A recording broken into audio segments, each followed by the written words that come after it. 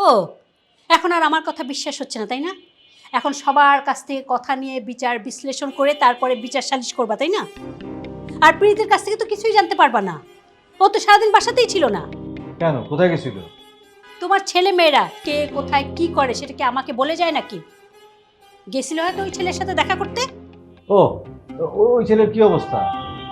সেটা আমাকে জিজ্ঞেস করো কেন? আমি কি ওই ছেলের সাথে দেখা করতে গেছিলাম নাকি? প্রীতির কাছ থেকে জিজ্ঞেস করো নাই? আসলোই তো কিছুক্ষণ আগে, আর এসেই তো ছাদে উঠলো। আর তোমার মেয়ে যে চেহারা করে রাখছে না, কে জানে কোন ষড়যন্ত্রের পরিকল্পনা করে আসছে। তুমি না সব বিষয়ে অতিরিক্ত রকম বাড়াবাড়ি কথাবার্তা বলো।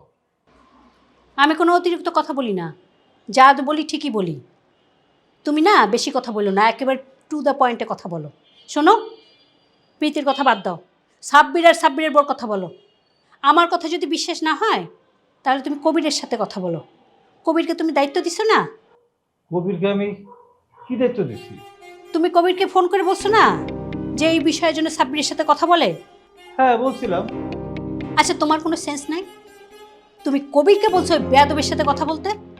শুধু শুধু ছেলেটা কতটা অপমানিত হলো।